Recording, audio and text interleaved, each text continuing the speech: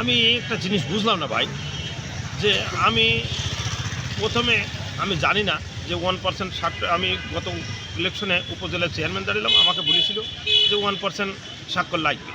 তা আমি স্বাক্ষর বললাম যে জনগণ আমাকে চাইলে আমি স্বাক্ষর জাল করতে পারবো না, আমি 1% স্বাক্ষর এখন কোথায় পাবো স্যার? বলছি দাঁড়ান তো। তা আমি গতবারে 1% স্বাক্ষর আমি দিইনি, তবু আমাকে বৈধ ঘোষণা করিল।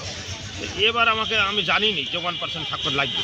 তো আমি বললাম আগে মনে হয় দাঁড়িয়েছিলাম ওইভাবেই হবে, তার জন্য আমি 1% স্বাক্ষর আমি জাল না করি আমি এমনি দিয়েছি। জাল করবো কেন আমি স্বাক্ষর? এখন স্বাক্ষর দিতে গেলে তো আমার বহু টাইম লাগবে, প্রতিজনের বাড়িতে যাওয়া, প্রতিজনের এই 3-4 হাজার লোকের বাড়ি যাওয়া, চারটেখানি ব্যাপার স্যার। তখন আমি টাকা জমা দিয়ে দাঁড়িয়েছি। তারপরে বলছে আপনার ডিসি সাহেব বলছে আপনার পেপার বৈধ না, আপনি 1% স্বাক্ষর করেননি, আপনার হবে না। আমি বললাম স্যার একটু টাইম দেওয়া হোক। তো বলছে আপনি আপিল করার সুযোগ আছে, আপিল করেন। তারপরে আমি আপিল করেছি, আপিল করি। তারপরে বললো 1% স্বাক্ষর জোগাড় করছি। আমি 1% না, আমি 1.5% আমি স্বাক্ষর দিয়েছি। আমার মোনাখালী গ্রামে আপনার 5,500 ভোটার, 5,500 ভোটার আমার লাগবে স্বাক্ষর আপনার 3,300।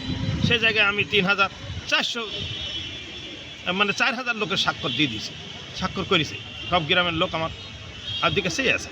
এখন ওরা আর বলছি আপিল করে স্বাক্ষর দিয়েছে। এখন আমি 12 তারিখে হাইকোর্টে শুনানি ছিল, হাইকোর্টের শুনানি থেকে আমাকে বলছে আপনার স্বাক্ষরের কোনো লোকজন পায়নি। তো লোকজন পায়নি স্যার, লোকজন যদি না পাই তাহলে আপনার এখন আমার কাছে আসুক, তাহলে 1,000 স্বাক্ষর দরকার। 1 লক্ষ লোকের স্বাক্ষর যদি আমি না করাইতে পারি প্রকাশে, এবং যে আমাকে বাতিল করেছে, স্বাক্ষর নাই বলে গণ্য করেছে, সে একটা চিটার এবং বাটপার। হ্যাঁ, সে প্রকাশে আমার কাছে নেমে আসুক। তাকে কোন লোক নিট দিয়ে আমার বিরুদ্ধে খেপাচ্ছে আমি বুঝিনি। আমি বাংলাদেশের নাগরিক, আমার ভোট করার অধিকার আছে, আমি টাকা জমা দিয়েছি, সব কিছু নিয়মকানুন আমি মানছি।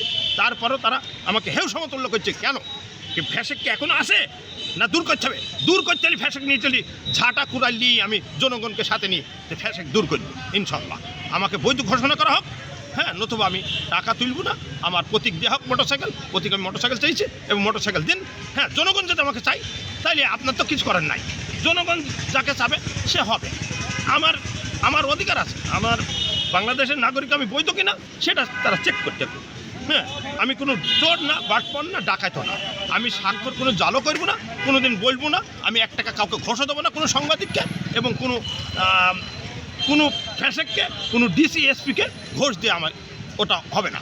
রিডিং অফিসার যদি আমাকে বলে যে একটা পান খাইয়ে দাও, তবু আমি দেবো না। দেবো কেন? ঘোষ বৈধ না, অবৈধ। সে 1 টাকা হইলেও অবৈধ। আমি ঘোষের সাথে কোনো দিন আপোষ করিনি। হ্যাঁ, আমার সাথে একজনের 5,000 টাকা ছিল। আমি বললাম টাকা তো দূরের কথা, তুই এখন 5,000 টাকা আমাকে মিষ্টি খেয়ে দিলে। সে পালিয়ে গেছে। আমি কোনোদিন অন্যায়ের কাছে মাথা নত করবো না। অন্যায়ের কাছে আমি দৃঢ়ভাবে দাঁড়াইতে চাই এবং আমাকে আপনার দাবিটা জানান। আমার দাবি আমাকে ভোটে অংশগ্রহণ করতে দিতে হবে।